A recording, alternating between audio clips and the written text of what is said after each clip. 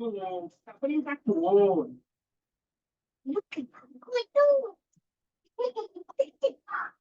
Wih, apa sih? Depan itu balik. Esok, itu surau. Main rubuh.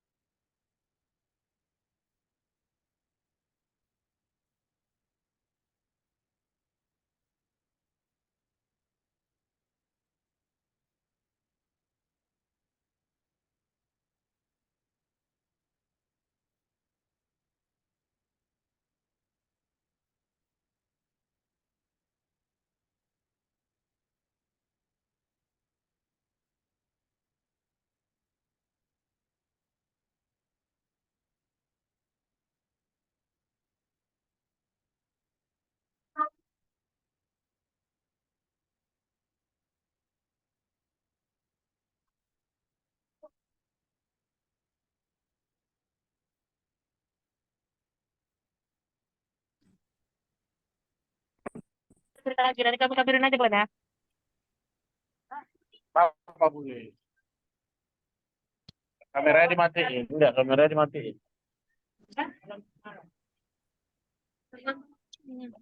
Ada lah, wah. Wah. Ya, boleh yang mau ini.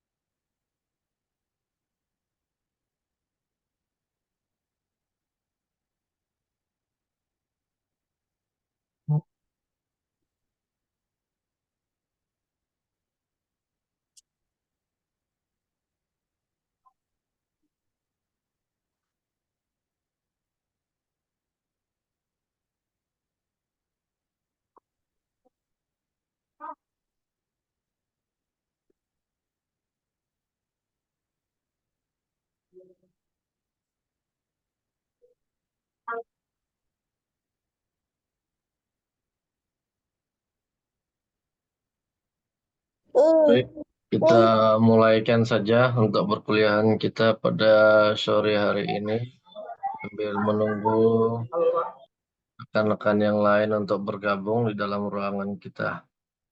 Selamat sore, Assalamualaikum warahmatullahi wabarakatuh.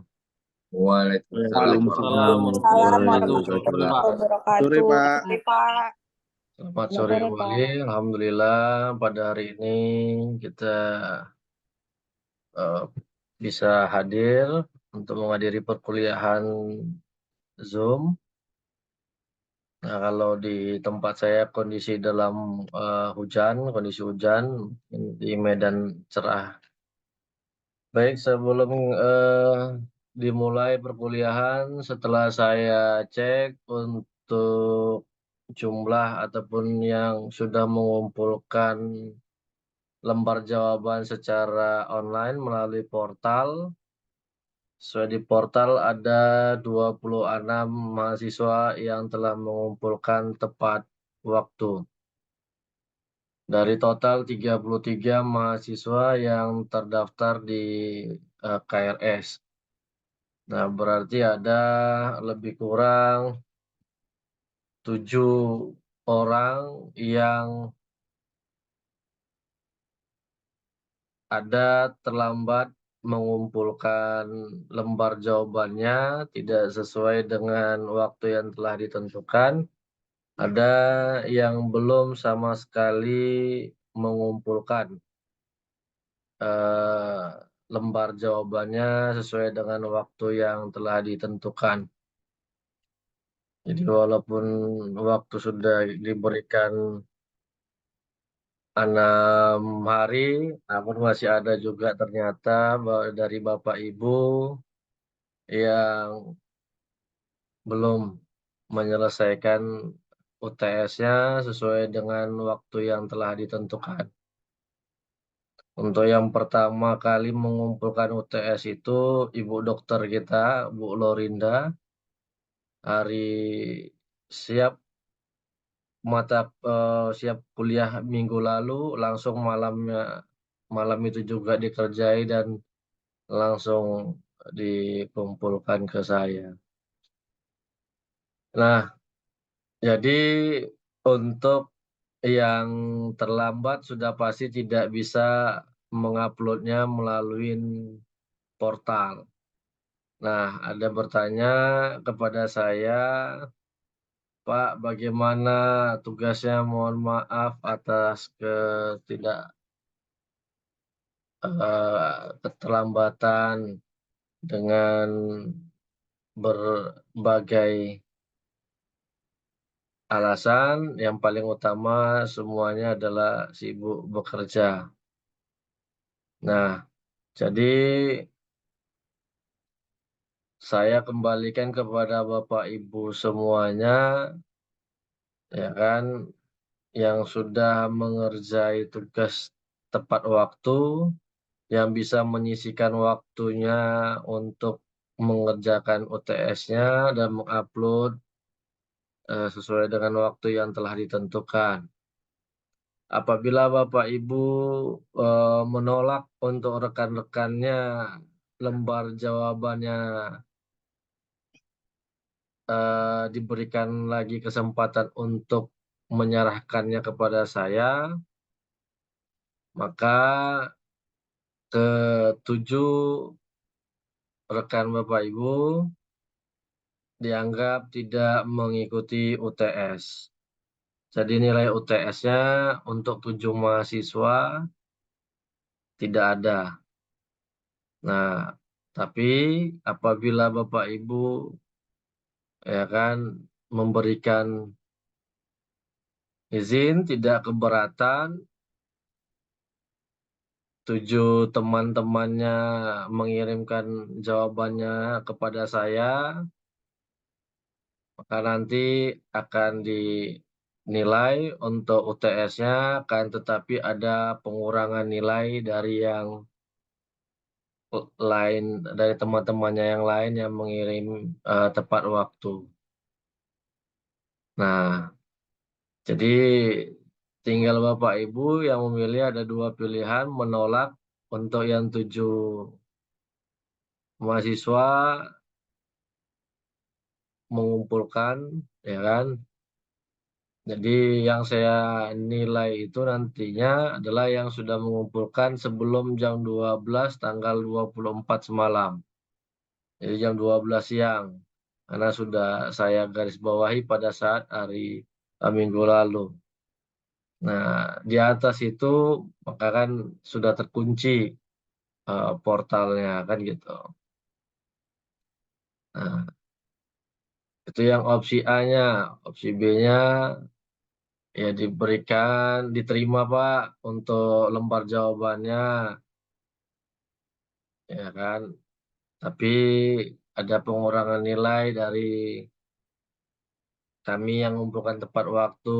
Ya misalnya seharusnya didapat nilai 90, berkurang 20 poin jadi 70. Kan seperti itu. Nah, jadi saya kembali ke Bapak Ibu karena inilah bentuk ya kan tanggung jawab kita, ya apalagi Bapak Ibu sudah profesional semua, pekerja rata-rata, dan bagaimana kita dalam menyelesaikan pekerjaan yang diberikan. Baik, saya kasih pilihan, kita coba pilih yang pertama. Kalau yang milih yang A, silakan raise hand-nya melalui handphonenya. Menolak, 7 teman-temannya diterima untuk lembar jawabannya.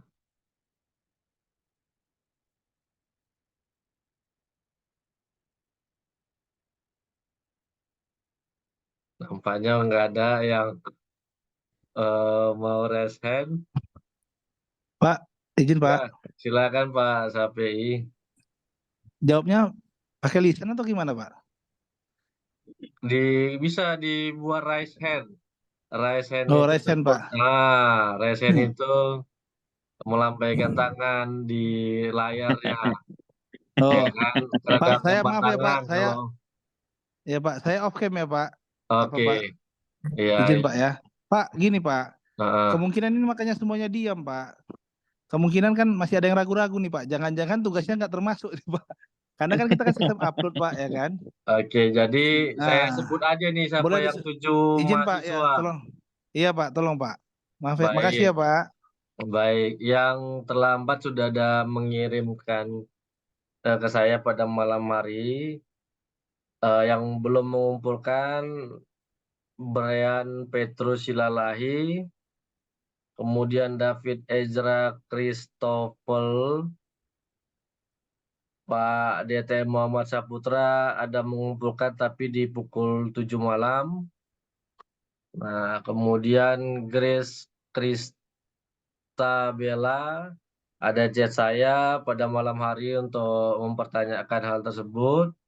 Kemudian Melda Teresia, Bu Melda. Kemudian ada Putri Nabila, juga ada chat saya terlambat. Sama satu lagi Bapak Tri Haryanto.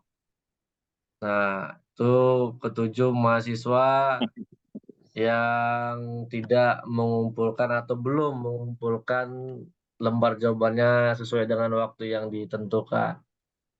Nah, jadi untuk menyelamatkan ketujuh teman-temannya ada di tangan dari seluruh yang hadir pada hari ini. Kan gitu. Ya Pak, Soalnya karena diam, saya Pak. nggak termasuk yang 7 itu Pak. Heeh. Saya memilih Pak, biar kami sama-sama wisuda lah Pak. Kita terima lah Pak nilainya Pak. Oke, baik, Mas Afi menerima. Baru mau bilang itu, Bang. Oh, gitu ya. Oke, baik, dari semua 14 orang yang hadir ini berarti sepakat semua kita Paket, Pak. terima Diterima aja, Pak. Iya, Pak. lembar Paket, jawabnya. Pak. Baik, Izinkan kami Pakat terima aja, Pak. wisuda bersama, Pak. baik. Pak. Nah, Mungkin karena kesibukan kan, Pak. Telat. iya, ya itu makanya saya kembali Tapi, lagi ke Bapak Pak, Ibu kan. tapi minta tolong orangnya yang tersebut yang 7 tadi, Pak, ngomong di grup ini, Pak. Iya, ayo, silakan yang disebut tadi. Ada yang hadir apa enggak? Ada tuh Pak DTM. Saputra, Pak DTM ada, Pak Datuk kita ada, Bu Melda pun ada, Pak. Bu Bu Melda Melda ada, itu, Bu Pak. Kris ada. Bapak, ya Pak, saya DTM Pak. Maaf Pak untuk kelembatan pengumpulan tugasnya Pak. Izin Bukalah Pak. kamera. Terima kasih Semangat, banyak Pak. semangat, Suruh semangat. buka kamera, Pak. Ya. Jangan sang gitu. Ya, buka kameranya kata teman-teman. Dan terima kasih kepada teman-teman Bapak Ibu semuanya yang sudah memberikan izin kan gitu. Terima Sudah. kasih semua Bapak Ibu yang sudah mengizinkan untuk mengumpulkan tugas ini. Terima kasih banyak ya Pak, Ibu semua. Terima kasih Ya, Bapak sama-sama Ibu wisuda kita, semuanya. Bang. Makasih Iya. teman-teman untuk kesempatannya. Semoga Tuhan lah yang membalas semua atas Amin, kebaikan amin. Bapak Ibu semua ya. Yang penting kita kompak Bang, semuanya ya Kakak Ibu ya. Iya. Iya, Sama-sama Bang. sudah. Ya, itulah. Jadi maksud saya kan kita namanya demokrasi, jadi saya tidak mau nantinya dianggap pilih kasih kembali kepada semuanya. Nah, kalau UAS itu sudah jelas nantinya kemungkinan tatap muka. Jadi kalau tidak hadir, nah itu kembali kepada biro nantinya. Nah, kalau UTS ada di tangan Bapak Ibu semuanya, bagi yang terlambat atau yang tidak mengumpulkan. Jadi silakan nantinya yang belum mengumpulkan lembar jawabannya bisa dikirimkan ke saya atau melalui grup kita. Baik, yang kedua di grup sudah ada saya lihat yang mengumpulkan tugas kelompoknya. Ada 1, 2, 3, 4.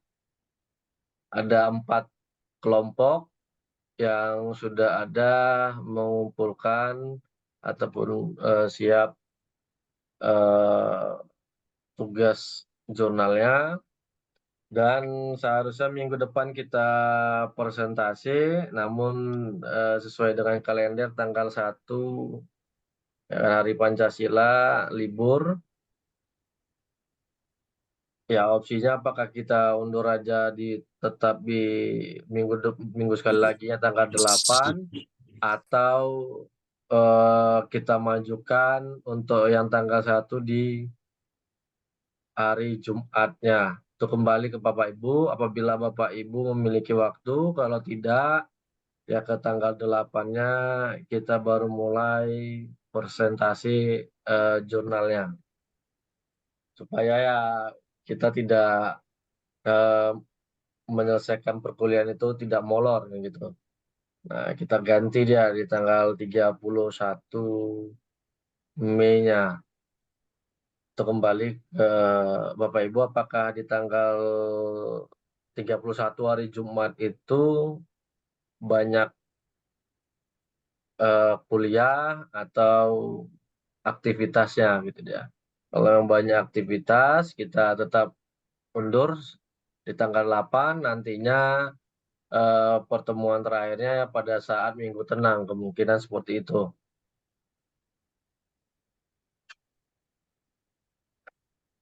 Bagaimana pendapat Bapak Ibu sekalian? Kita ikut suara terbanyak aja, Pak. Iya, seperti schedule biasa aja, hari Sabtu. Ya kalau ada libur memang kalender, ya minggu selanjutnya. Atau kita sebagai tanggal 1-nya, penggantinya di tanggal 31 kita masuk di hari Jumatnya. Itu kita mulai persentase yang pertama. Nah, ini berarti ada 4 sudah mengumpulkan, tinggal 1 kelompok lagi ya kalau demikian yang belum mengumpulkan tugasnya.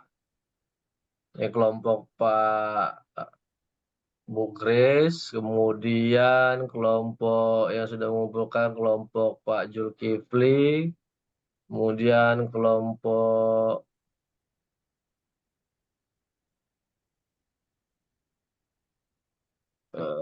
sebentar, kelompoknya Pak DTM, kemudian kelompok Nabila, kelompok Nabila. Nah, itu yang sudah ada di grup yang mengumpulkan.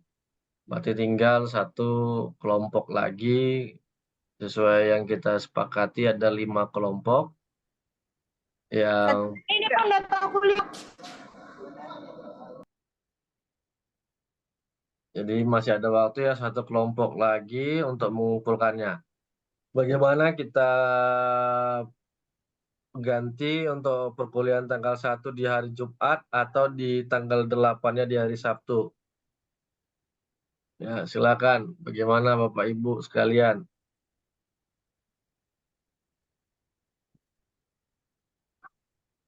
Izin Pak, Ya, silakan Pak. Salam.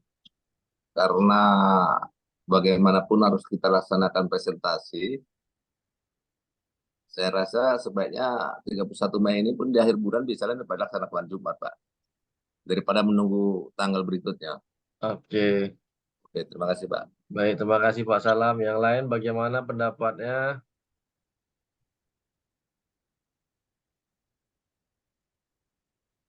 Kalau saya boleh, Pak, 31, Pak. Oke, baik. Yang lain? Boleh Pak, tanggal 31 Pak. Baik. 31. Nah, Izin kita tanggal 31 Pak. boleh. Baik. Di pukul berapa kita masuk? 31 Pak. Baik. Seperti biasa Pak. Baik, jam 5 berarti ya di tanggal 31. Nah, kemungkinan kalau di tanggal hari Jumat saya minta izin di pukul 17.30-nya karena baru keluar dari kantor pukul 5. Jadi kalau hari Jumat dia jam 5 sore. Nah, 17.30 lah kita mulaikan untuk presentasinya. Boleh, Pak. Oke, baik. Jadi untuk nantinya tinggal linknya nanti akan saya sharekan, akan untuk merubah jadwalnya di hari Jumat. Kita mulai 17.30 untuk presentasi. tugas jurnalnya. Baik, jadi untuk mekanismenya adalah pada saat presentasi seluruh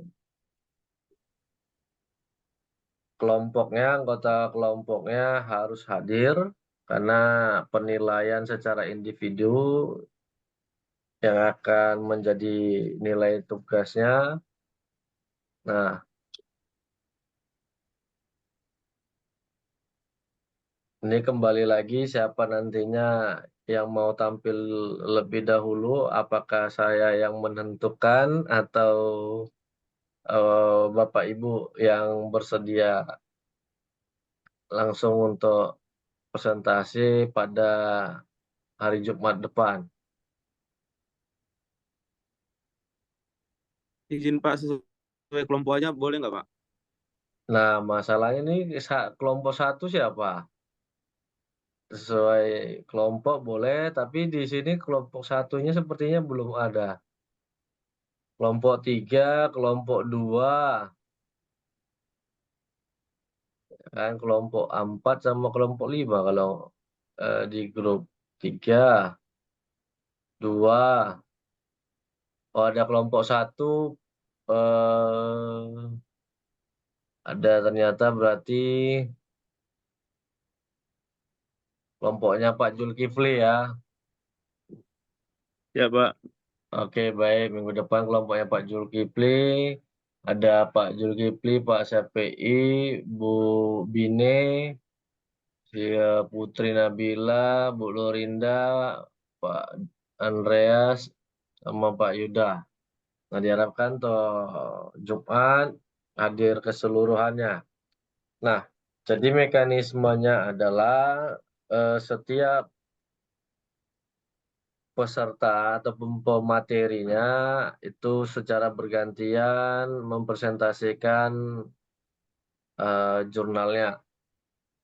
Di satu hari atau satu pertemuan satu kelompok 30 menit untuk presentasikan hasil tugasnya, mau dalam bentuk PowerPoint boleh, dalam bentuk PDF juga boleh, ataupun dalam bentuk Word pun juga boleh. Nah, itu bagaimana nyamannya Bapak Ibu dalam mempresentasikannya nantinya. Nah, jadi dibagi misalnya ada 12 slide kan gitu atau 12 halaman. Nah, dibagi ini ada misalnya ada 6, ini 7, ada 7 orang. Nah, dibagi 7. Jadi saling bergantian untuk memaparkannya. Nah, kemudian 30 menit berikutnya adalah tanya jawab. Nah, karena ada 7 peserta pematerinya, maka ada 7 pertanyaan yang nantinya diajukan oleh audiens. Jadi dari kelompok 2, 3, 4, 5, ya kan, nah memberikan pertanyaan. Berarti ada yang 2 pertanyaan dalam satu kelompok. Ya kan, karena totalnya 4, nah, tambah 3 kan gitu. Jadi harus ada 7 pertanyaan dan ditujukan kepada siapa. Misalnya, ya kan, Bu Nita bertanya kepada Pak Zulkifli. Nah, nantinya Pak Zulkifli akan menjawab pertanyaannya Bu Nita. Nah, demikian selanjutnya. Misalnya Bu Pani bertanya kepada Bu Lorinda. Nah, nanti atas pertanyaan itu Bu Lorinda menjawabnya. Nah, jadi siapa yang diberikan untuk menjawab, maka dialah yang menjawab untuk pematerinya. Jadi semuanya bisa menjawab sesuai dengan pengetahuan yang Bapak Ibu miliki. Nah, di situ nantinya yang akan saya nilai. Nah, apabila dari pemateri tidak bisa menjawab pertanyaan dari audiens, maka temannya bisa membantu untuk menjawabnya. Nah, untuk mekanisme pada saat Bapak Ibu presentasi, itu kembali ke Bapak Ibu, apakah mau berkumpul dalam satu lokasi atau di rumah masing-masing.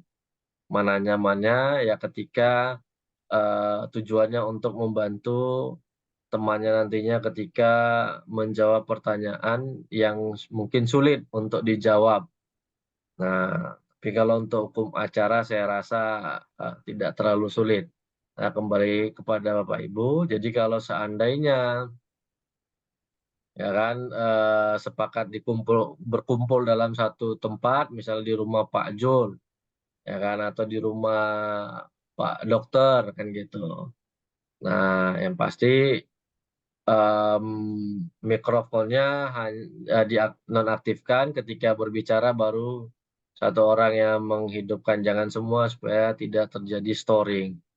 Nah, jadi seperti itu untuk mekanismenya. Kalau seandainya dari 7 pemateri juga tidak bisa menjawab pertanyaannya, nanti bisa dikembalikan kepada audiens atau kelompok lainnya yang bisa menjawab pertanyaan tersebut.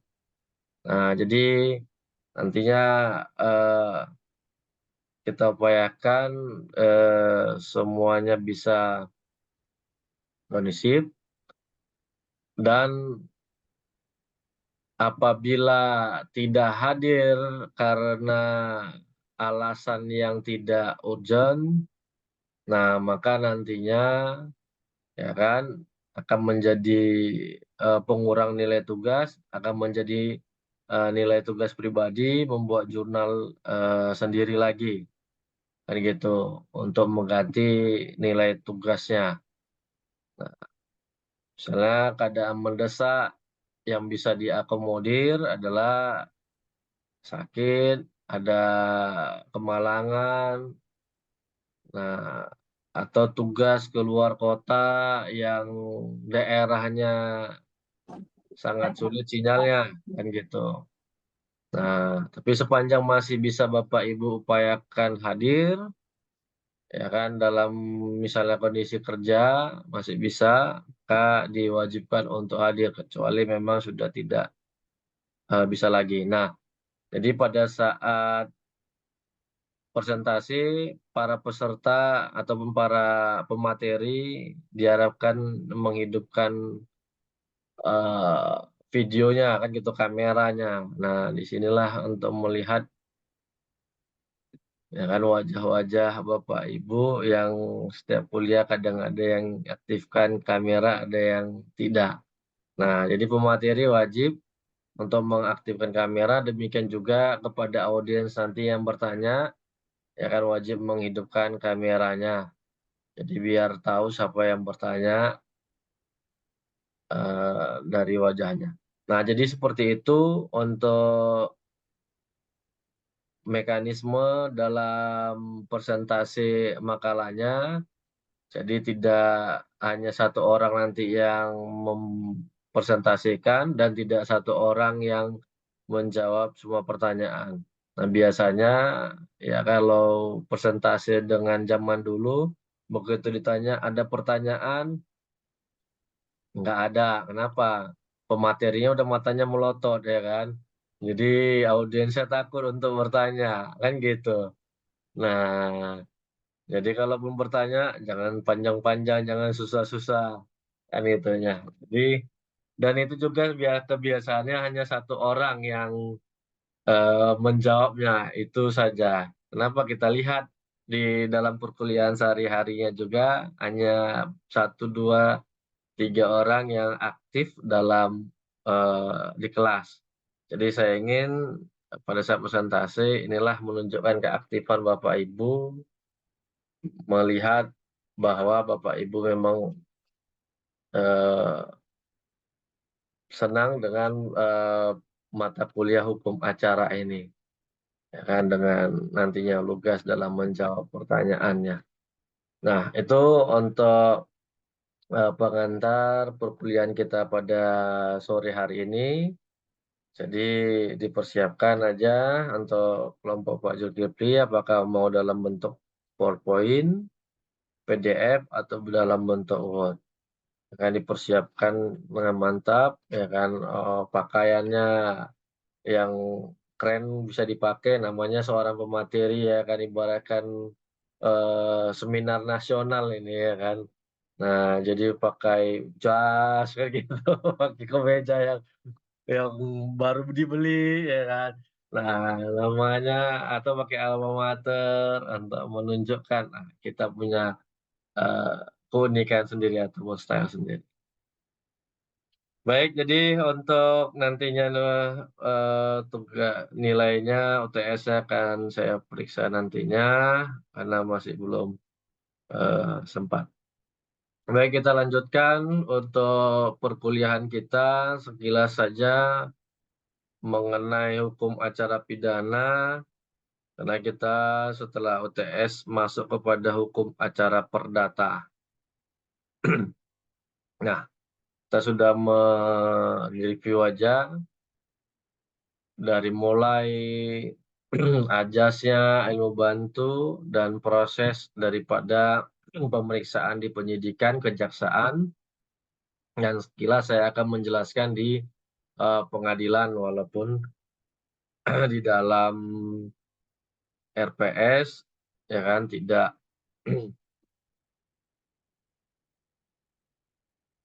dijelaskan secara khusus, mungkin nantinya akan dibahas di dalam kemahiran hukum.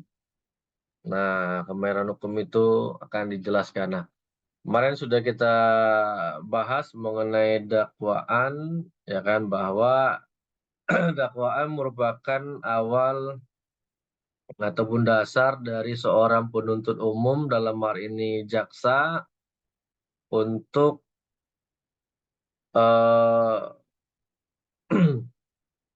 meneruskan perkara dari tingkat penyidikan yang sudah memenuhi unsur-unsur tindak pidana, dan untuk menentukan apakah si tersangka layak untuk diberikan sanksi pidana atau tidak. Nah, dakwaan itulah yang berisi mengenai kronologis, ya kan, tempos, lokos dari sebuah tindak pidana dan unsur ataupun pasal yang didakwakan, yang dikenakan kepada si terdakwa. Jadi sudah berubah dari tersangka statusnya menjadi terdakwa. Nah, atas dakwaan tersebut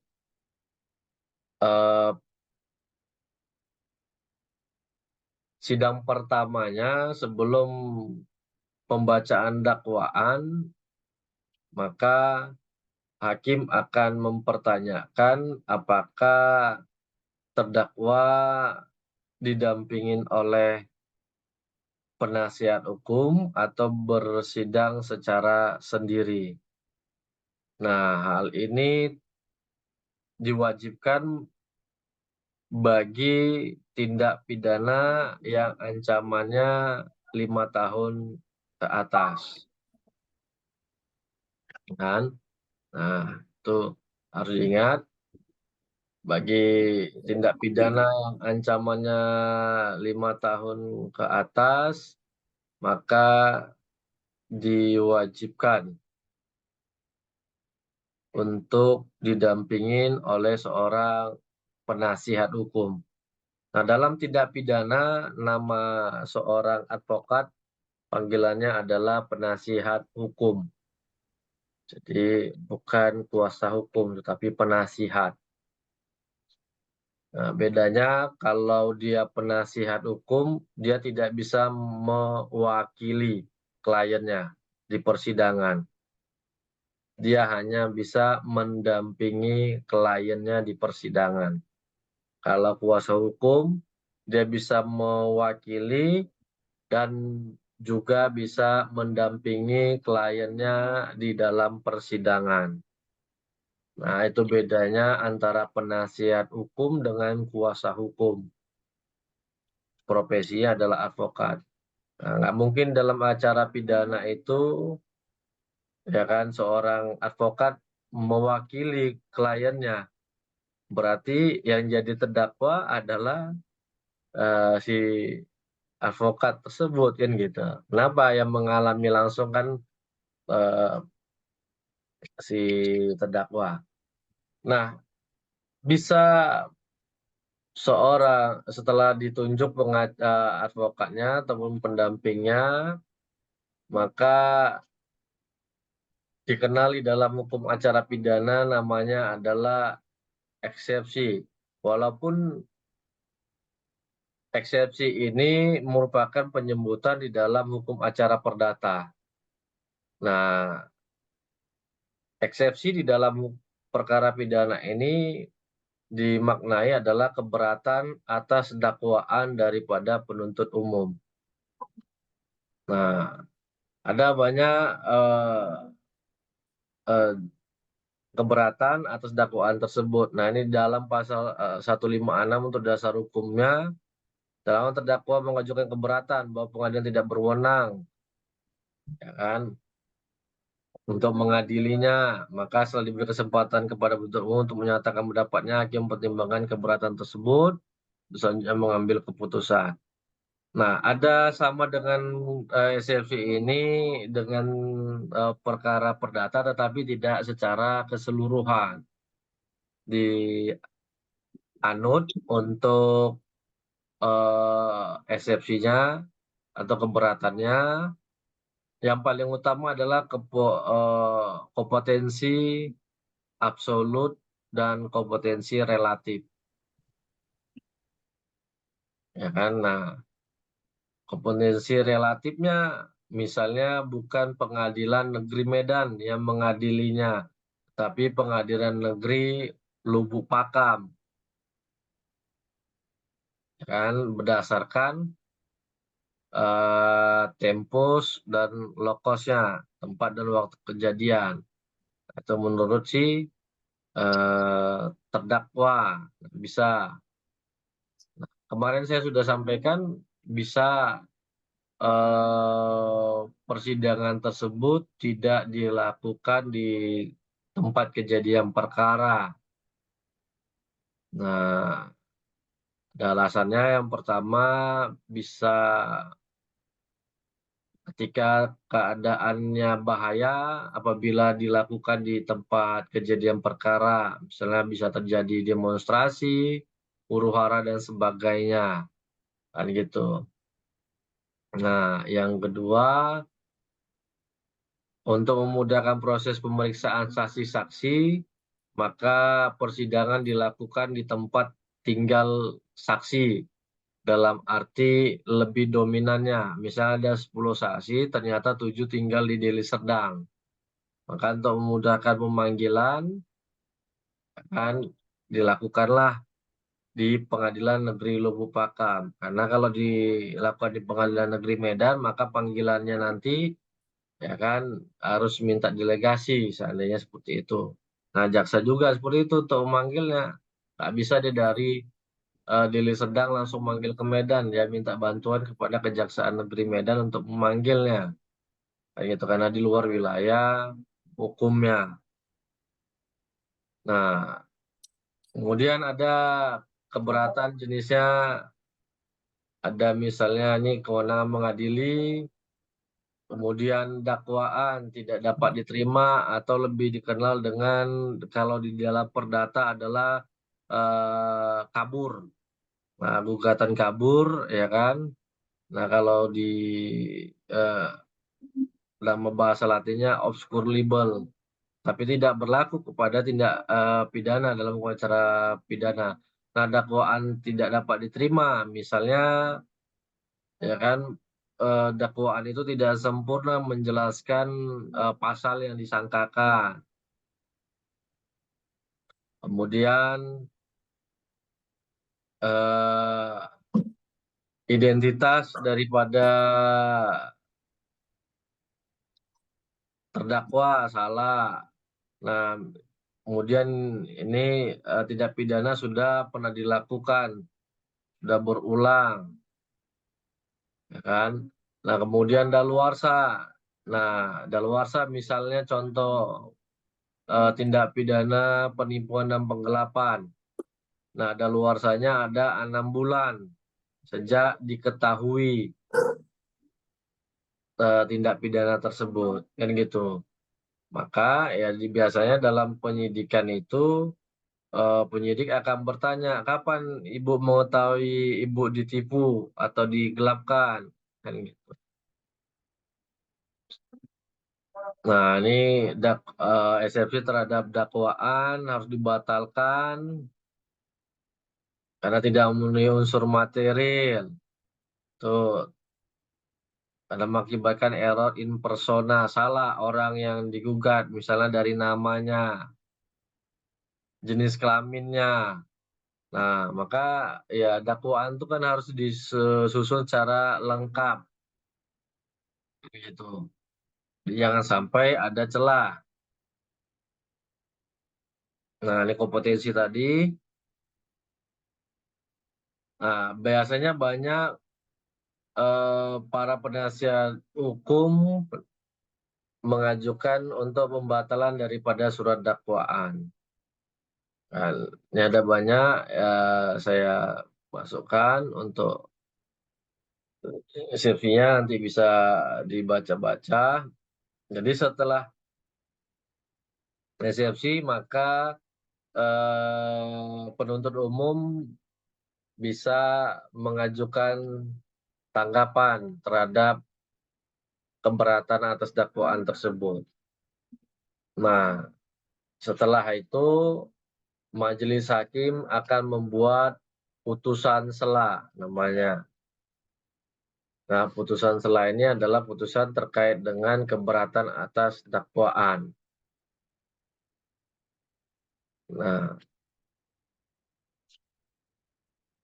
jadi apabila hakim menyatakan dakwaan tersebut sudah lengkap, semua eksepsi dari terdakwa atau penasihat hukumnya ditolak, maka persidangan akan dilanjutkan.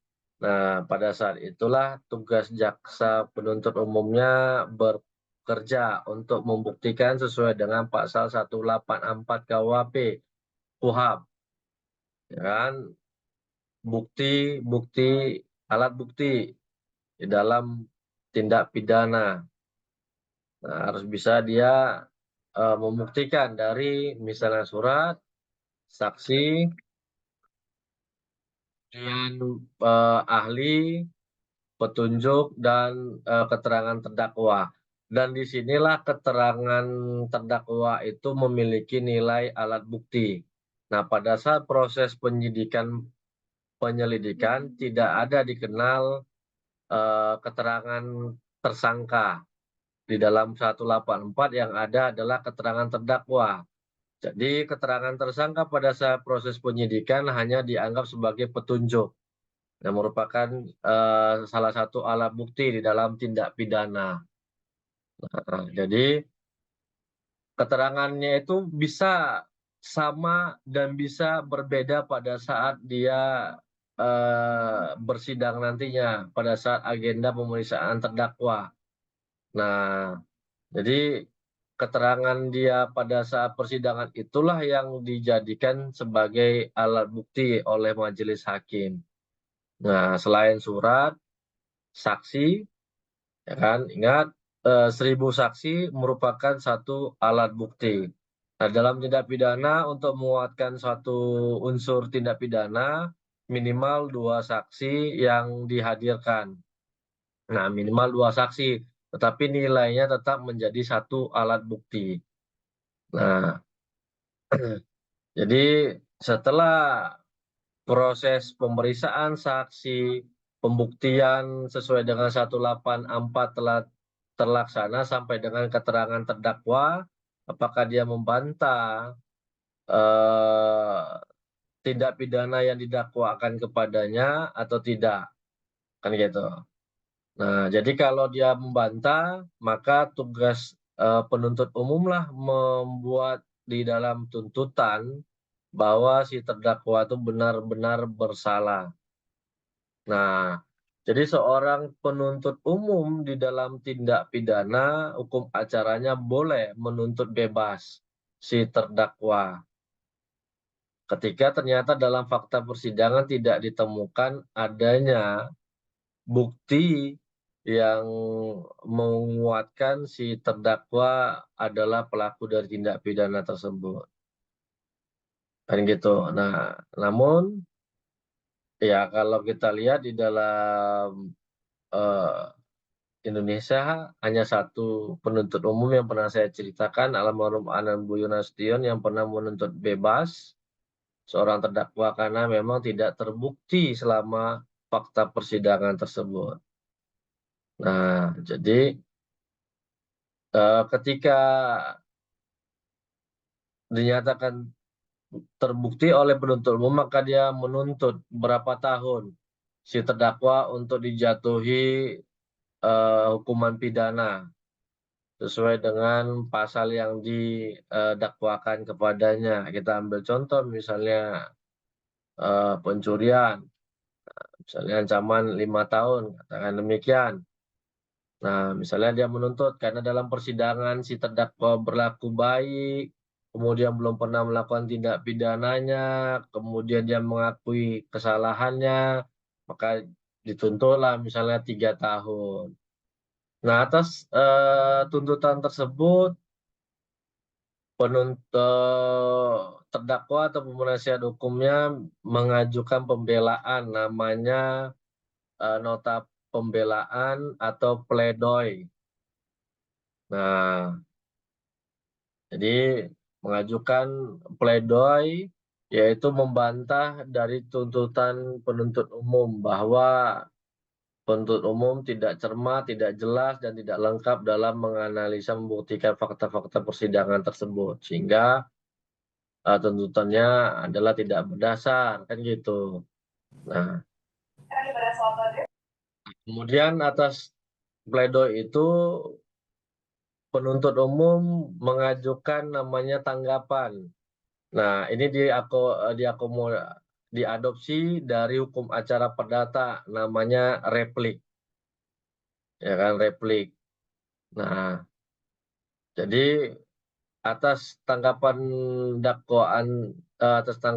dari penuntut umum terhadap pledoinya, maka penasihat hukum ataupun terdakwa bisa lagi memberikan tanggapan terhadap replik tersebut. Nah, yang perlu diperhatikan tadi adalah pledoi itu bisa disampaikan secara lisan maupun secara tertulis, baik oleh penasihat hukumnya maupun oleh terdakwa, atau kedua-duanya. Terdakwa bisa menyampaikan pembelaannya secara pribadi, kemudian PH-nya selaku penasihat hukumnya bisa memberikan pledoinya, atau si terdakwa sudah diserahkan semuanya kepada penasihat hukumnya. Nah, ini yang harus Bapak Ibu perhatikan nantinya ketika nantinya Bapak Ibu belajar kemahiran hukum atau klinis hukum. Jadi bisa memahami. Nah, jadi kemudian atas semuanya sudah tanggapan demi tanggapan, tidak ada lagi, maka hakim akan mengambil putusan. Nah, di dalam hukum acara pidana, majelis hakim memutuskan berdasarkan dakwaan. Jadi apa yang diuraikan dalam dakwaan itu terhadap suatu peristiwanya, itulah yang harus dipertimbangkan oleh majelis hakim. Apakah uraian peristiwa dalam dakwaan itu benar terbukti di dalam fakta-fakta persidangan. Kalau itu tidak terbukti, maka si terdakwa wajib dibebaskan. Ya kan? Nah, atau bukan merupakan tindak pidana, maka bisa dibebaskan juga, bisa bebas demi hukum dan bisa bebas tetapi dalam arti bukan onslah namanya. Ada perbuatan tetapi bukan perbuatan pidana. Nah, seperti itu. Jadi rujukannya adalah dakwaan oleh majelis hakim. Akan tetapi law in action, majelis hakim lebih banyak melihat daripada tuntutan, gitu dia. Nah, tanpa memperhatikan dakwaan itu. Bisa jadi itu uraian peristiwa yang di dalam dakwaan dengan faktanya itu tidak sama gitu. Nah, jadi hanya berpatokan kepada tuntutan saja. Nah, itu nanti yang bisa menjadi ada upaya hukum dari seorang terdakwa atas putusan hakim.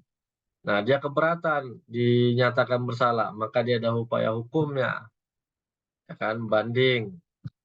Nah, kemudian ada upaya hukum lagi, ya kan, kasasi, kan gitu sampai dengan upaya hukum luar biasa, yaitu peninjauan kembali. Nah, jadi seperti itu proses beracara atau pemeriksaan di dalam persidangan terhadap seseorang yang didakwa melakukan tindak pidana. Nah, maka bisa terkadang berbeda antara keterangan yang disampaikan di dalam BAP dengan yang disampaikan di dalam persidangan. Nah, ini yang harus memang hati-hati bagi saksi ataupun si terdakwa kan gitu.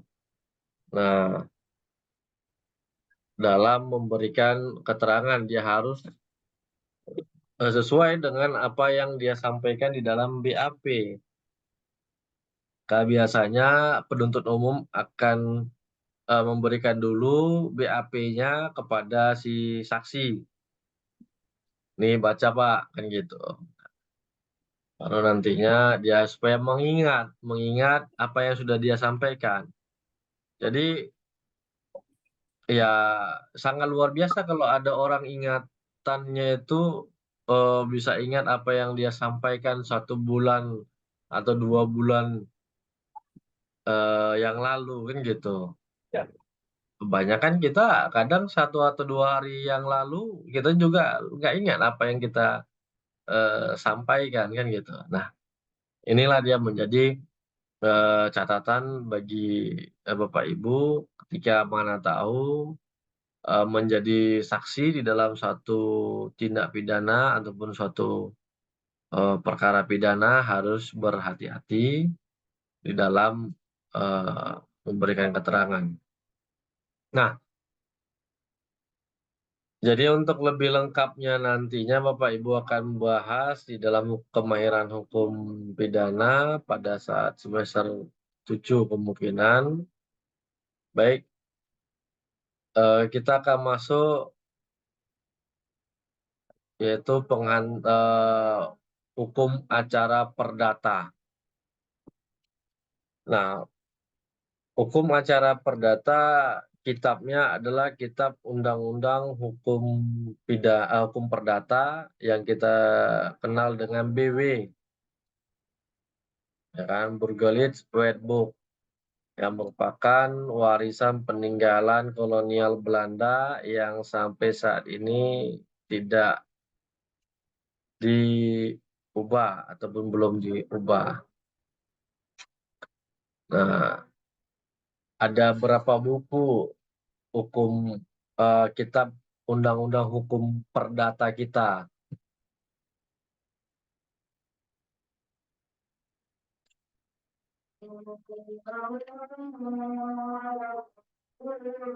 Ada yang bisa kasih jawaban ada berapa buku?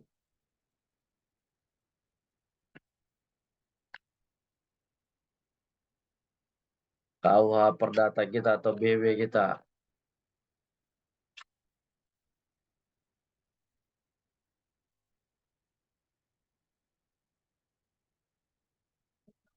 Dan Bapak Ibu, apakah ada yang bisa kasih pendapat? Berapa buku kan sudah belajar hukum, lagi belajar ya hukum perdatanya ya. Izin Pak, ada 4 buku ya Pak? Iya, buku pertama tentang apa? Buku pertama tentang orang ya Pak. Oke. Kedua, Yang kedua tentang benda Pak. oke. Yang ketiga, Yang ketiga tentang perikatan dan yang keempat tentang bukti Pak. ya. Jadi yang keempat tentang pembuktian dan daluarsa. Jadi ada 4 buku. Nah, di dalam hukum acara perdata yang dipakai adalah buku keempat, yaitu pembuktian dan daluarsa. Nah, hukum acara perdata ini adalah untuk membahas mengenai sengketa antara individu dengan individu, individu dengan badan hukum perdata, atau badan hukum perdata dengan badan hukum perdata. Nah, dia merupakan adalah hukum perdata formil. Nah, untuk mempertahankan atau menegakkan hukum perdata material melalui pengadilan apabila terjadi pelanggaran terhadap hukum perdata material atau terjadi sengketa. Nah, jadi ada hukum acara perdata yang diadopsi di dalam satu hukum lain, tetapi bukan sengketa, kan gitu dia. Nah, jadi ada namanya perselisihan, tetapi diselesaikan melalui proses pengadilan. Nah, dari pendapat Bapak Ibu, ya kan apa sih yang membedakan antara sengketa dengan perselisihan ini? Itu apa? Hubungan industrial, ya kan, mengenai tenaga kerjaan, maka ada pengadilannya, pengadilan hubungan industrial. Nah, dia menggunakan hukum acara perdata. Nah, kalau di dalam penafsirannya ataupun maknanya, fungsinya adalah ketika terjadi sengketa. Nah, tetapi dalam pengadilan hubungan industrial, dia belum menjadi sebuah sengketa. Bahasanya adalah penyelesaian perselisihan hubungan industrial. Perselisihan, tidak sengketa. Makanya, apakah ada perbedaan antara perselisihan dengan sengketa ini, atau sama saja?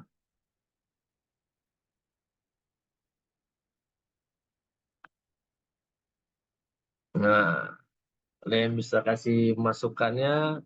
Ini kayak Putri Nabila nih, berani dia setelah pertemuan sampai ke-8 baru berani memberikan pendapat, ya kan.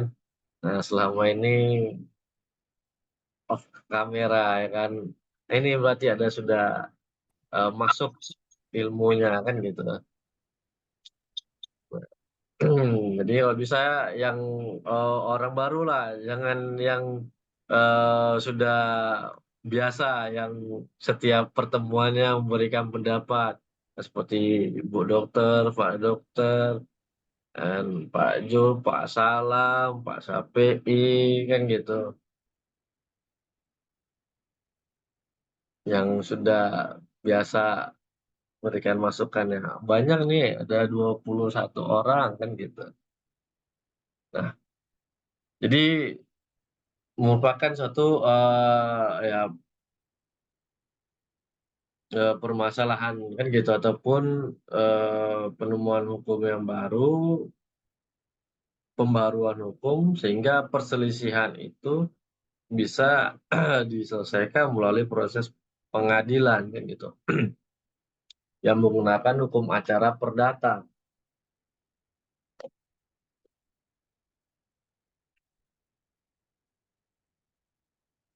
Nah,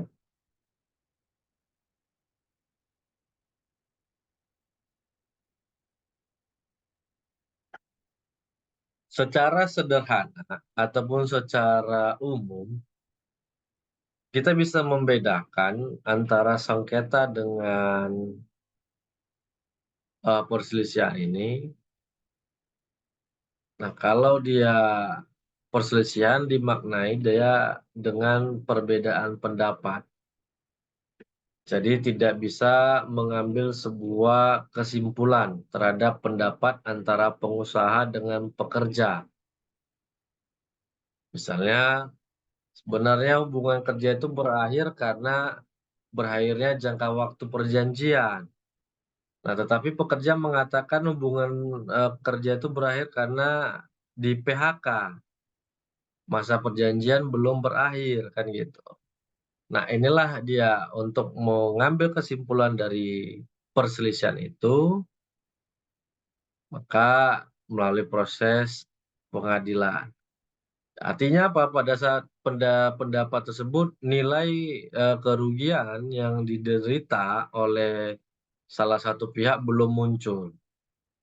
Nah, sedangkan kalau sengketa ada kewajiban yang tidak dilaksanakan, sehingga menimbulkan kerugian yang bisa diukur ataupun yang bisa dinilai. Nah, sehingga memintalah kan gitu untuk diselesaikan melalui pengadilan. Itu secara sederhana kita menafsirkan antara perselisihan dan sengketa. Jadi Bapak Ibu bisa menafsirkan sesuai dengan pengetahuannya, ya kan? Tidak ada yang salah kecuali kita menafsirkan pendapat seorang ahli tidak secara lengkap, itu berarti salah. Kenapa ahli? Ya kan, ahli hukum itu sudah berdasarkan penelitian membuat satu teori. Nah, di dalam hukum acara perdata ini ada yang terjadi sebuah sengketa dan ada pula yang tidak terjadi sengketa yang bisa diselesaikan melalui pengadilan. Jadi hukum formil terhadap suatu yang hal-hal yang sudah timbul sengketa dan tidak timbul sengketa. Nah, pengajuan di sini namanya permohonan. Kan gitu. Nah, di dalam bahasa hukumnya, permohonan ini diartikan sebagai voluntar. Sedangkan sengketa adalah contentious. Artinya sudah ada kerugiannya. Kalau permohonan tidak ada. Kan gitu. Nah, sengketa produknya adalah gugatan, sedangkan permohonan adalah sedangkan yang tidak terjadi sengketa adalah permohonan. Nah, ini beberapa pendapat ahli terkait hukum acara perdata, kan. Nah, secara konkretnya hukum acara perdata menurut Sudikno untuk mengatur bagaimana caranya mengajukan tuntutan hak, memeriksa serta memutus dan pelaksanaan daripada putusannya. Yang itu saya ada ngambil 3 ya kan pendapat ahli.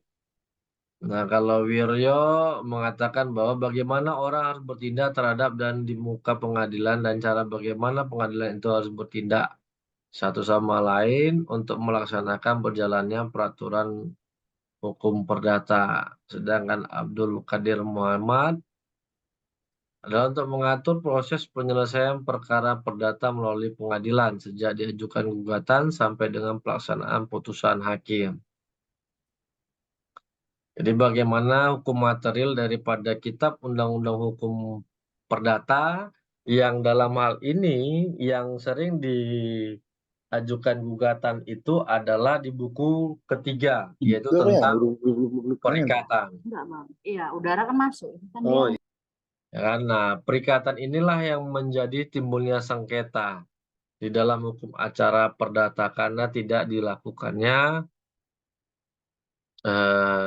suatu kewajiban di dalam sebuah perjanjian.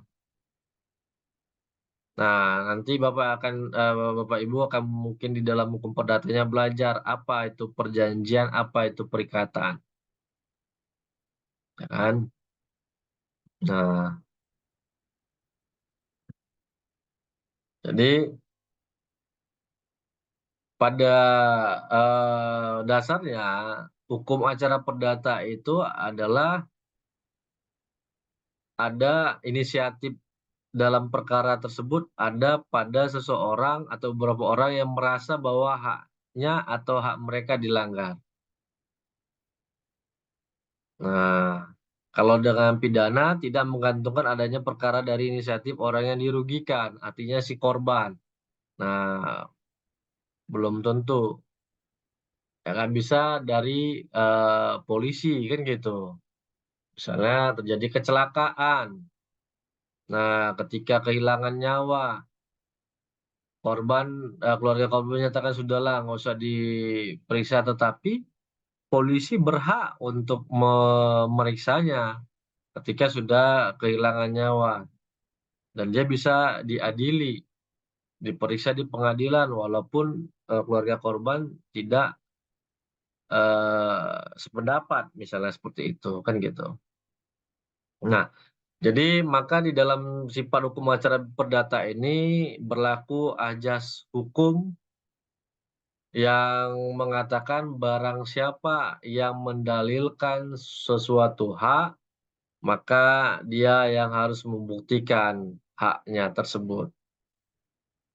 Maka siapa yang merasa dirugikan atas perbuatan orang lain, maka dia harus membuktikan bahwa orang yang diduga tersebut benar-benar telah merugikan dirinya. Nah, jadi harus datang sifatnya adalah kepada orang yang merasa dirugikan. Nah, sedangkan fungsinya adalah untuk memelihara mempertahankan hukum perdata material. Nah, tujuan daripada hukum acara perdata yakni yang pertama perlindungan hak-hak individu, keadilan dan kepastian hukum, efisiensi dan efektivitas, menjamin kepatuhan terhadap hukum, dan penghematan biaya. Nah, perlindungan hak-hak individu dalam hal ini bahwa setiap orang berhak untuk mempertahankan yang menjadi haknya. Jadi berkaitan dengan perjanjian yang dilaksanakan antara seseorang dengan orang lain. Nah, keadilan dan kepastian hukum ini untuk melihat apakah memang aturan hukum itu sudah berjalan. Nah, jenis daripada sengketa di dalam hukum acara perdata itu hanya ada 2, yaitu wan prestasi dan perbuatan melawan hukum. Wan prestasi ini adalah ingkar janji. Jadi hanya ada 2 untuk jenis gugatannya. Nanti ya kalau sempat saya akan bahas bagaimana untuk membedakan antara wan prestasi dengan perbuatan melawan hukum. Dan ini biasanya masuk ketika Bapak Ibu menjadi soal dalam yang ingin menjadi seorang advokat. Ya kan, ada membuat satu gugatan. Nah, apakah wan prestasi atau PMH. Jadi ingkar janji terhadap perjanjian yang telah dibuat, sedangkan PMH ya kan tidak ada perjanjian didahului terhadap perbuatan tersebut. Nah, efisiensi supaya lebih memudahkan untuk mencapai hak itu tadi, pelaksanaan haknya. Nah, kemudian menjamin seseorang tunduk kepada aturan hukum yang ada. Nah, penghematan biaya dalam persidangan dengan biaya yang ringan. Nah, ini sumber hukum acara kita dalam hukum acara perdata. Kalau BW merupakan hukum materialnya, maka hukum acaranya adalah namanya HR, Head Horizon Indonesia Reglement. Indonesia Reglement HR, dan ini berlaku untuk daerah Jawa dan Madura pada masa itu. HR. Yang kedua, untuk di luar Jawa dan Madura ada RBG, Head Reglement Buitengewesten, Startblad 1927, nomor 227. Di RBG berlaku untuk daerah luar Jawa dan Madura. Dan ini seperti kita di Sumatera, nah berlaku RBG. Isinya hampir sama antara HR dan RBG. Nah, kemudian pada saat itu ada juga dikenal RV. Nah, untuk golongan Eropa, hukum acara perdata untuk golongan Eropa. RV yaitu Reglement of the Burgerlijk Rechtsvordering. Nah, ini mengatur bagaimana syarat-syarat unsur-unsur di dalam sebuah gugatan. Nah, tetapi RV ini tidak kita gunakan menjadi hukum acara mutlak. Nah, karena dia berlaku untuk golongan Eropa dan Timur Asing, kan gitu. Sedangkan untuk Indonesia pada saat itu berlaku HR dan RBG. Dan hingga saat ini hukum acara material dan formil kita di dalam perdata masih merupakan warisan dari Belanda. Jadi kita belum bisa menciptakan hukum acara perdata sendiri. Nah, sampai saat ini, jangankan hukum acara perdatanya, hukum acara perdatanya juga belum sama dengan hukum pidana. Nah, KUHP kita itu buatan sendiri, tetapi sampai saat ini belum pernah diubah dari tahun 1981 sampai dengan sekarang hukum acaranya masih kita gunakan.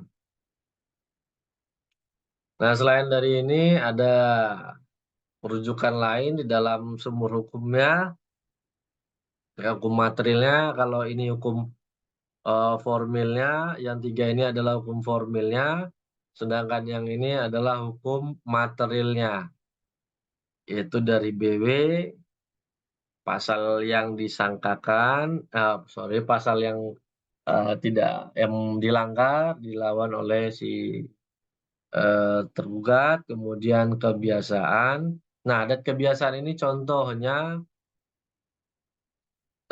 tapi saya sendiri belum menemukan ada gugatan seperti ini. Contohnya misalnya di dalam kebiasaan kita, ketika seseorang menjualkan barang milik orang lain, baik benda bergerak maupun tidak bergerak, maka seseorang yang menjualkan itu mendapatkan fee, kan gitu, bonus. Biasanya 2,5% dari total penjualan ya. Kan misalnya jual rumah, nilai yang dijual 5 miliar, kan lumayan itu. 2,5 miliar dari 5 miliar, 2,5% dari 5 miliar. Kan gitu.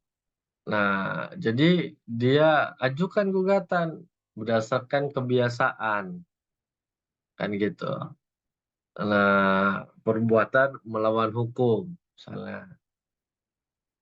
Bisa kalau memang benar-benar bisa dibuktikan adat kebiasaan itu mengatur, maka bisa mendapatkannya.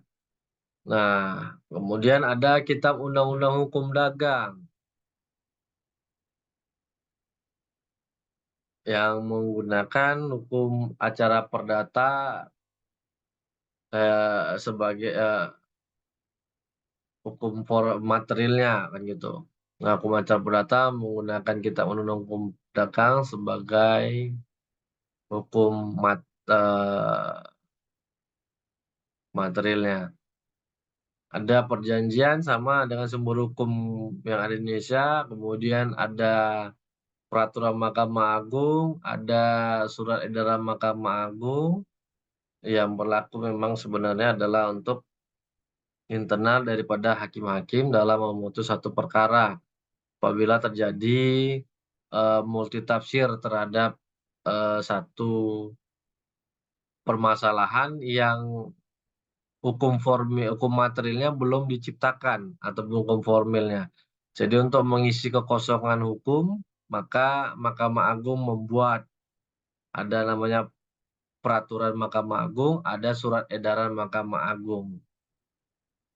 Selain jurisprudensi. Nah, kalau jurisprudensi itu kan berlaku kepada pribadi daripada hakim itu sendiri. Nah, mau menggunakan pendapat hakim yang sebelumnya atau tidak. Nah, kalau dia SEMA ataupun PERMA, dia berlaku umum bagi seluruh hakim dalam menjadi pedoman untuk memutus satu perkara. Yang kemudian ada doktrin, pendapat ahli hukum. Nah, sebelum kita lanjut kepada jasa-jasa hukum perdata, kita absen terlebih dahulu karena sudah 18.20. Baik, seperti biasa silakan. Nanti yang nggak dengar mohon dilihat apakah ada di partisipan hadir atau tidak. Pak Agung Saputra Munte, ada? Agung Saputra, Pak Dr. Andreas, Hadir, Pak. oke. Kemudian Bu Rahmana Sembiring, Ah, Pak Anggi ya, sorry Pak Anggi Rahmana, saya kadang hadir, Pak. baik. Terima kasih Bu Anissa Aini. Ada Anissa. Hadir, Pak. Hadir. Oke, baik. Berian Petrus. Ada Pak Petrus. Bu Kori. Ada seperti ini kan, nggak dengar Koriantas. David Ezra, Pak David. Ada ya. Pak DTM hadir. Hadir, Pak. Kemudian Bu Evani Tresia. Ada. Hadir, Pak. Oke. Pak izin Pak, itu tadi Koriantas Pak, ada Oke. hadir Pak. Iya, sudah. Mic-nya rusak katanya Pak. Iya. Berarti harus Ganti ganti HP baru, pakai Bu. mic karaoke nih. Nah iya Pak, sering pakai karaoke gitu. Baik, kita lanjutkan Pak Rizky Abiyu.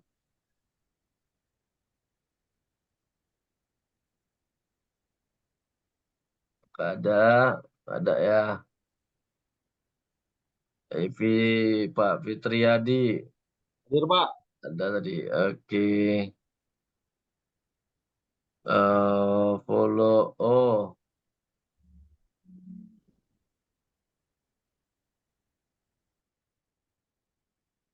ada follow. Oh, ada Bu Grace. Ada Bu Grace. Ada Bu Bine. Hadir, Pak. Oke. Pak Joshua izin. Bu Dokter Lorinda. Hadir, Pak. Baik. Kemudian Bu Melda. Ada. Hadir, Pak. Hadir. Oke. Pak Rafli. Ada Pak Rafli. Mohon dicek. Kemudian Pak Safei hadir. Nabila Syifa. Hadir, Pak. Oke. Nita Yulinda, ada Bu Nita. Hadir, Pak. Baik. Kemudian Putri Nabila hadir. Hadir, Pak. Pak Reno. Ada Reno Febria Sandi. Ada Ronald izin. Pak Salam hadir. Bu Sefrinianti. Ada Sefrinianti. Seprin dan Tibu Pak, itu ada ya, Pak. Hadir, Pak. Oke. Seli Aliska. Ada Bu Seli. Oke. Pak Triharyanto. Fania Anise. Hadir, Pak. Oke. Vina Angelica. Hadir, Pak. Baik. Windy Satria. Ada Pak Yuda. Hadir Pak. Hadir. Oke, baik. Kemudian Pak Zulkifli hadir. Hadir Pak. Ya Pak, terima kasih Pak. Ya. Jadi yang nggak kedengaran ataupun telat, silakan nanti dicek kembali. Baik, jadi Bapak Ibu, sebelum kita lanjutkan mengenai asas, apakah ada yang mau kita diskusikan terkait hukum acara perdata ataupun tadi sekilas mengenai hukum acara pidana dalam proses persidangannya? Izin, Pak. Silakan Bu. Baik, Pak. Saya hanya ingin menanyakan jika terjadi penjualan, misalnya Ibu sebuah tadi. Assalamualaikum. Matanya. jangan gitulah Pak Jul. Ini mau nanya-nanya aja ini. Iya, Misalnya, nggak apa-apa. soalnya kan Gas, Bu, gas. Pak Mahendran ini bagian hukum pakarnya ini saya lihat. Jadi tanya dulu. Siap, ini aman bagian itu Bu. Belum Aman itu profesor. Bu. Bercanda loh Bu. Iya. Jadi misalnya sudah terjadi jual beli Pak, jual beli terhadap sebidang tanah misalnya, dan itu awal-awal penjualan itu sudah diketahui dengan semua ahli warisnya, gitu kan Pak. Nah, tetapi emang ini sudah terjadi pembayaran lunas Pak. Kan begitu. Tetapi kok ahli warisnya ini mengatakan bahwa dia tidak pernah menandatangani surat sudah jual beli itu, Pak. Nah, ini terjadi proses pelaporan dari si ahli waris, salah satu ahli waris ini kepada pihak penyidik ya Pak ya, polisi dalam hal ini, dan mengatakan ini ada penipuan di balik permasalahan ini gitu. Jadi bagi si pembeli gitu, apakah dia terlibat langsung Pak? Bisa dilibatkan langsung dalam permasalahan ini sementara sudah terjadi pembayaran lunas, sudah ada akte jual beli. Itu yang mungkin saya tanyakan Pak. Karena kasus itu sering terjadi Pak. Yang saya lihat itu kok jadi penipuan begitu, apakah si pembeli ini boleh dilibatkan dalam masalah itu sementara kan sudah terjadi putus ini, ibaratnya sudah terjadi penjualan Pak. Mohon penjelasan. Terima kasih. Baik Bu. Nah, jadi ada satu asas hukum, ada satu pasal di dalam hukum acara kita bahwa pembeli yang beritikat baik dilindungi oleh undang-undang. Nah, itu dia kata kuncinya. Artinya pembeli beritikat baik itu bagaimana? Proses pembelian itu terang-terangan, tidak sembunyi-sembunyi. Nah, harga dari penjualan itu merupakan harga pasar, bukan harga yang dimanipulasi. Misalnya harga pasar yang di situ katakan harganya 300 juta, tetapi ternyata ahli waris ini menjual 100 juta atau 50 juta. Nah, ini patut kita curigain kan gitu. Nah, jadi kemudian syarat-syarat dalam jual beli itu apakah sudah terpenuhi dengan baik apa tidak, kan gitu. Nah, para pihaknya yang paling utama. Nah, ketika itu merupakan harta warisan, maka harus ada dulu surat penetapan ahli warisnya. Nah, saat ini yang lebih dijadikan sebagai bukti yang sangat kuat, yang konkret adalah penetapan ahli waris dari pengadilan. Nah, di luar itu kalau bisa Bapak Ibu sekalian jangan mau menerimanya. Nah, harus minta dulu penetapan ahli waris dari pengadilan. Ini untuk melindungi Bapak Ibu selaku pembeli. Nah, bisa saja penetapan ahli waris itu melalui lurah ataupun kepala desa atau camat itu masih dibolehkan. Akan tetapi inilah sering terjadi penyelundupan hukum. Nah, kenapa lurah atau camat itu kadang tidak memanggil seluruh ahli waris untuk memverifikasi tanda tangan di dalam pernyataan ahli warisnya. Kan gitu, ini yang sering terjadi di dalam surat keterangan ahli waris dari kelurahan. Nah, seperti contohnya Bu Dokter tadi mengatakan, nah, ternyata pada saat buat pernyataan ahli waris itu si salah satu ahli waris itu tidak menandatangani, bukan tanda tangannya, kan gitu. Nah, timbullah permasalahannya. Nah, sepanjang tadi kata kuncinya tadi saya katakan kita sudah etikat baik, harga jualnya, kemudian syarat-syaratnya terpenuhi karena tidak ada kewajiban bagi pembeli untuk memverifikasi kebenaran tersebut. Nah, apabila juga ketika dia merupakan harta warisan, maka selain surat keterangan waris atau penetapan ahli waris sebagai dasarnya, Bapak Ibu harus meminta surat kuasa ahli waris. Nah, surat kuasa ini berisi mengenai kuasa untuk menjual, kuasa untuk menentukan harga, kuasa untuk menerima hasil penjualan.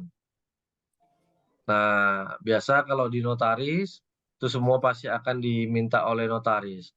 Karena Pak, mana tahu ahli warisnya itu tidak semua berdomisili di lokasi yang sama, di daerah hukum yang sama.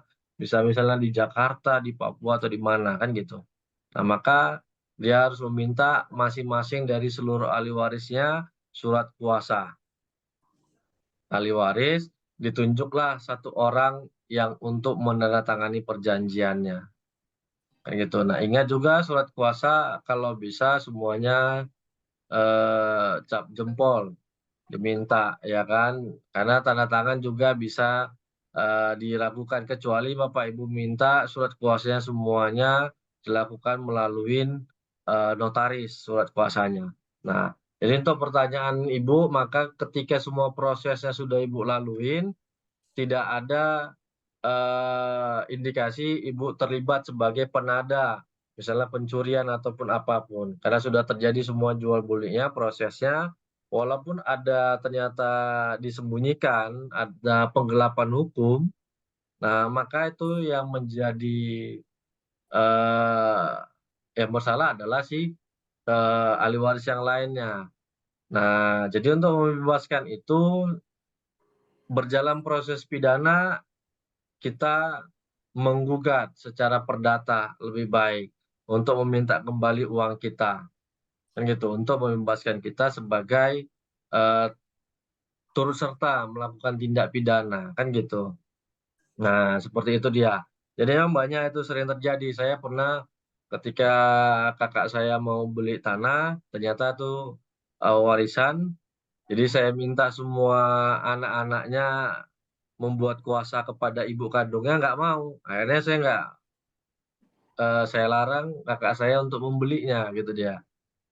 Karena tidak mau, dan penetapan ahli warisnya saya minta dari pengadilan, juga si penjualnya tidak mau. Berarti ada sesuatu yang mereka sembunyikan dari kita. Nah, jadi itu syaratnya kalau ingin membeli tanah atau rumah merupakan warisan. Yang pertama minta penetapan ahli waris dari pengadilan.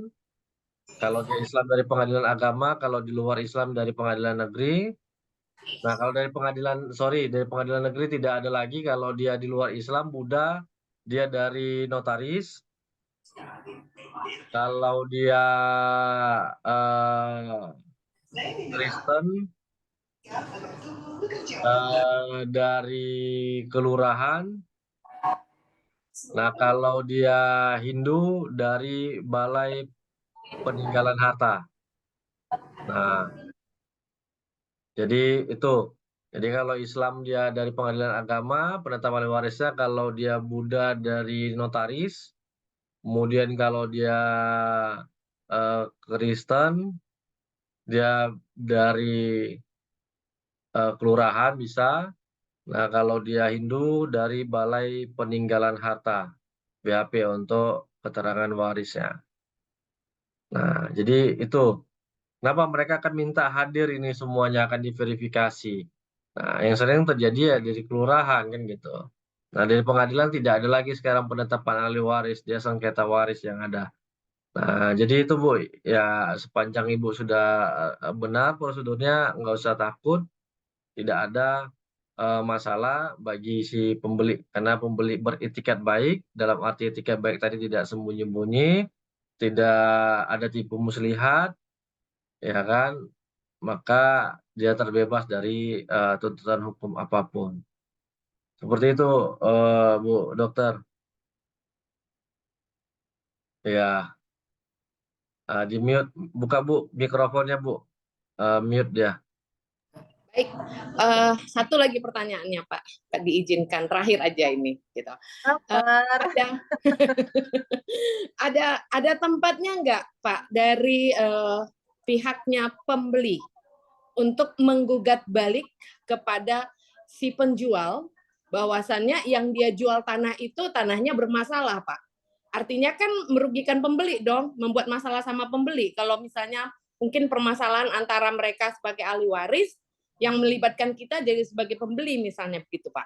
Apakah ada tempatnya untuk menggugat balik kepada si pembelinya Pak, penjualnya? Ya itu Bu, kalau untuk gugatan ya tetap ya kan kita minta yang pertama dikembalikan uang penjualan itu, yang kedua ya atas kerugian yang kita peroleh sehingga kita tidak bisa memanfaati yang kita beli itu, kita bisa perhitungkan sudah berapa lama kita tidak bisa kuasain itu secara materialnya, ya kan. Nah kalau secara pidananya, Ibu bisa juga buat ya penipuan kan gitu, karena kita dirugikan ternyata ada sesuatu yang tidak benar yang disampaikan, kan gitu. Untuk menyatakan bahwa surat-suratnya benar, ternyata tidak kan gitu. Nah, penipuannya bisa kita lakukan. Nah, tetapi lebih apanya sebenarnya kepada si satu ahli waris ya kan gitu. Nah, jadi kalau gugatan sudah pasti Bu, Ibu bisa ajukan gugatan. Nah, gugatan namanya adalah PMH, bukan melawan prestasi, perbuatan melawan hukumnya. Nah, ternyata ada satu pihak yang tidak hadir. Nah, tergugatnya adalah seluruh ahli waris ya. Kan gitu. Ada 12 ya maka 12. Ya, ketika kita ingin yang menyatakan kita benar ya harus memang berkorban, bisa kita masukkan dari nilai kerugian kita itu kan gitu. Nah, perkara ya kan skumnya yang tidak bisa dimasukkan di dalam kerugian dalam gugatan itu adalah honor dari pengacara. Kan gitu, itu tidak bisa. Tapi kalau gugatan sepanjang bisa real nilainya, nah persoalannya kan kita ketika daftar baru tahu berapa nilai gugatannya, kan gitu. Nah, jadi ini memang sulit. Nah, maka biasa diambil dari imaterial atau materialnya penggunaan yang secara nyatanya berapa per hari misalnya disewakan ataupun kita manfaati. Nah, seperti itu, Bu. Ya. Baik, karena sudah Baik, mau Pak. habis Terima waktu kasih. maghrib di sini, kita akhiri. Nanti boleh silakan Bapak Ibu. Saya tidak pernah menutup akses ketika Bapak Ibu ingin berkomunikasi sama saya, ingin berkonsultasi. Ya, sepanjang saya bisa memberikan saran atau masukan, ataupun pertanyaan yang masih berdasarkan kemampuan saya, maka saya bisa memberikan saran kepada Bapak Ibu. Kalau di luar kemampuan saya, ya kita harus tanya sama ahlinya, kan gitu. Baik, terima kasih atas waktunya. Kita kembali lagi pada hari Jumat. Nantinya linknya akan saya sampaikan sebelum perkuliahan. Baik, terima kasih Bapak Ibu. Selamat berakhir pekan. Sampai jumpa lagi. Selamat malam. Assalamualaikum warahmatullahi wabarakatuh. Waalaikumsalam warahmatullahi wabarakatuh. Waalaikumsalam Terima warahmatullahi Terima kasih, Pak. wabarakatuh. Terima kasih Terima kasih, semuanya. Pak. Terima kasih.